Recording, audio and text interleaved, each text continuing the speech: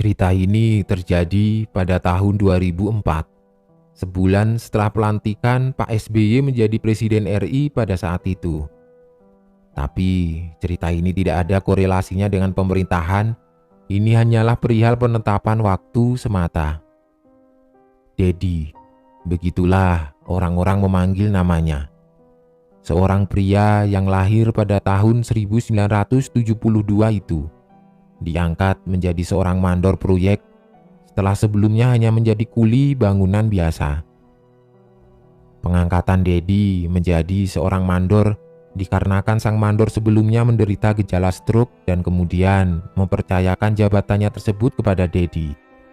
Dedi yang memiliki 1 istri dan 3 anak tersebut membawa berita bahagia ini kepada keluarganya.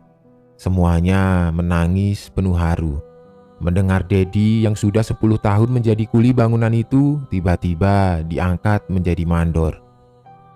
Esok harinya, Dedi mengambil alih semua pekerjaan sang mandor lama di lapangan. Pihak perusahaan pun telah menandatangani pengangkatan Dedi sebagai seorang mandor yang baru.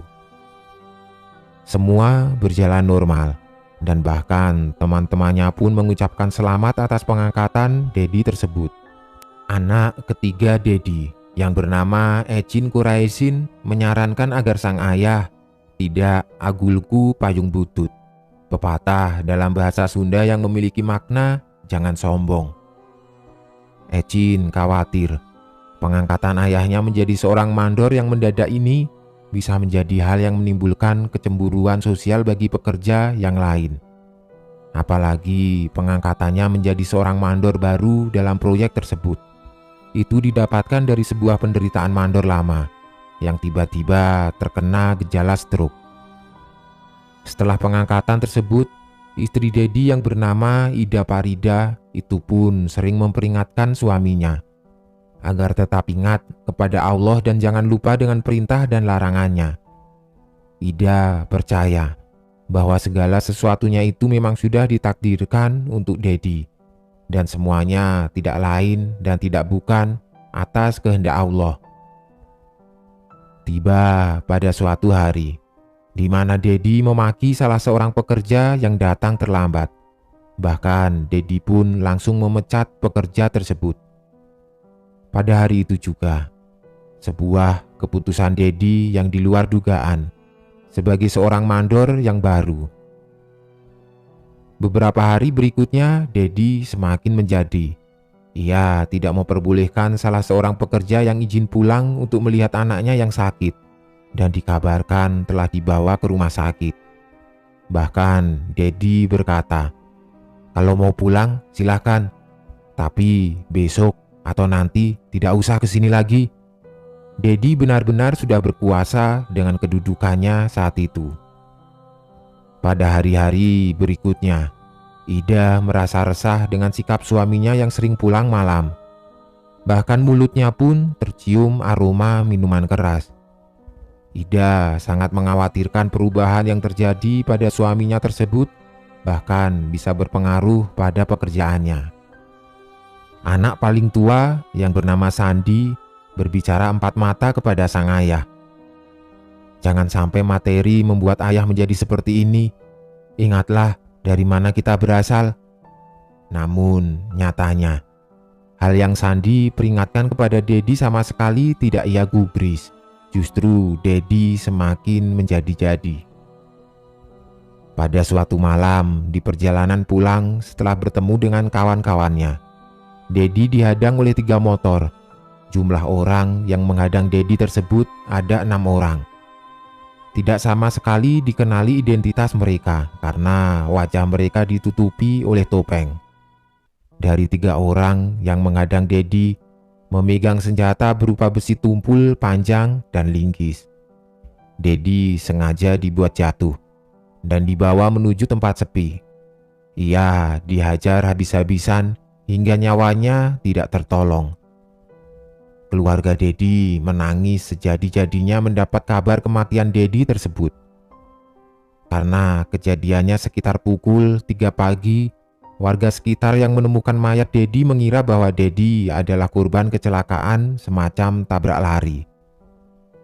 Lalu, dari mana bisa tahu kalau Dedi adalah korban pengeroyokan?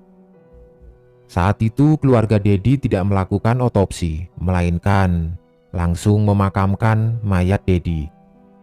Hingga pada saat pulang dari pemakaman, hal aneh pun terjadi. Setelah pulang dari pemakaman, Sandi mengungkapkan bahwa ia melihat ayahnya berada di sebuah persimpangan jalan.